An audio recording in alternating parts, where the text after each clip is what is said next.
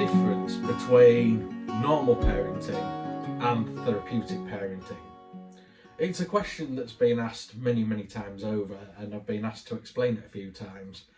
And I kind of stumbled on my own answer to this and was asked to share it with the organisation, which I hope you'll all appreciate. Now, therapeutic parenting is different to normal parenting, and I use the metaphor of a Rubik's Cube. Rubik's Cubes is my passion. It's something that I really enjoy, like doing, solving, particularly in my magic work that I do. Now, I want you to imagine that this Rubik's Cube is a child, yeah?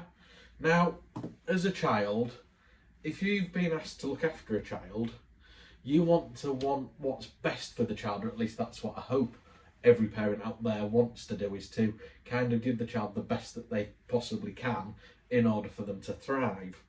Now, in a Rubik's Cube, many people say that the way in which a Rubik's Cube kind of is perfect and solved is when all the sides are the same colour.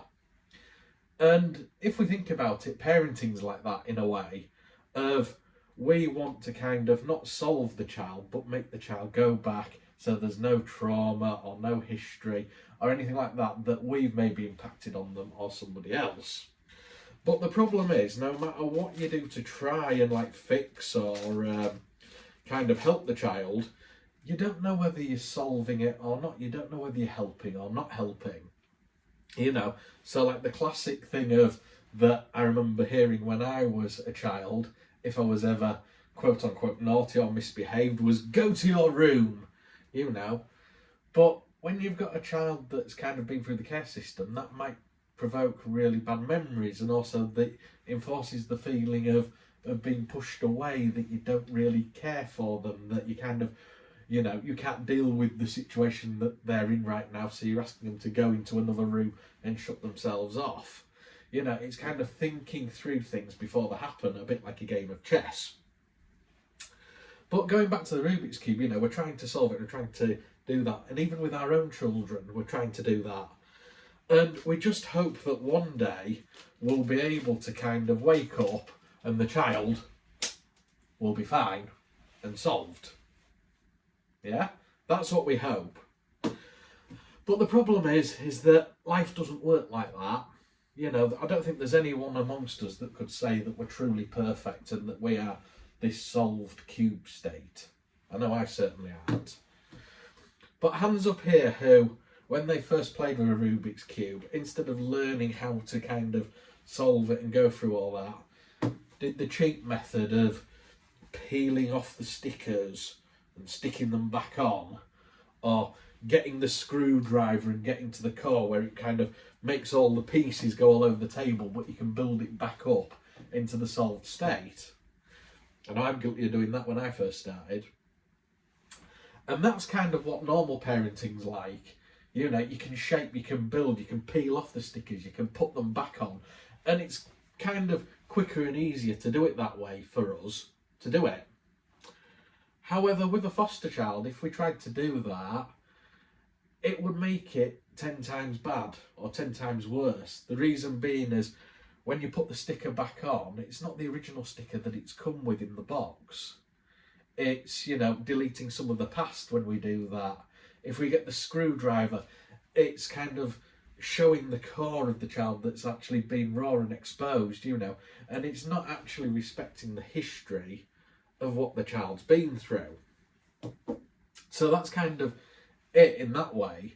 But let me explain it further. You know, like, if you imagine you've just become the foster parent for the first time, you've been approved by panel, and you've been told that you're going to get your first foster child in placement. It's great, it's a wonderful feeling.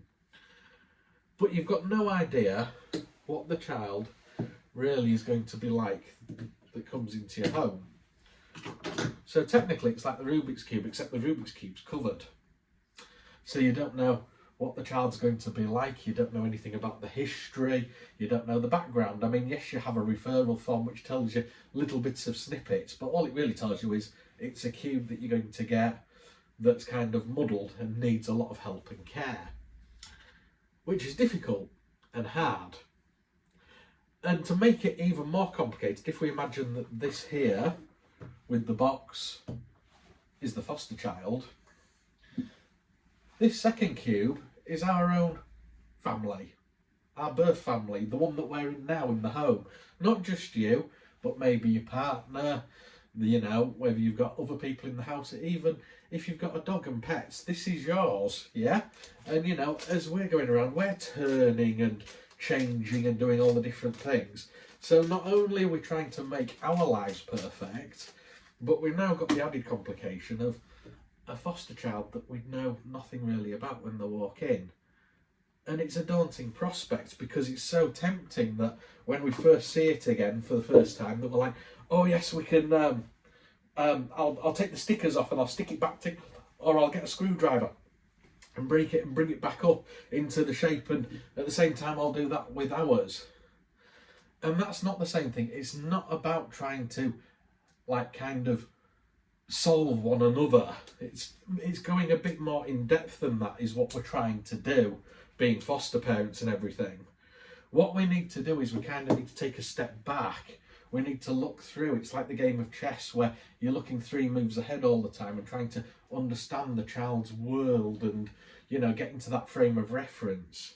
Because if you can do that, and if the match is truly perfect, we can find that we don't actually need to turn the cube at all, but we can find, just by looking on here, that the families and everything, whilst it's not perfect, because no family is, as I've explained before, that the foster child and our own family, whilst not perfect, be perfect for each other.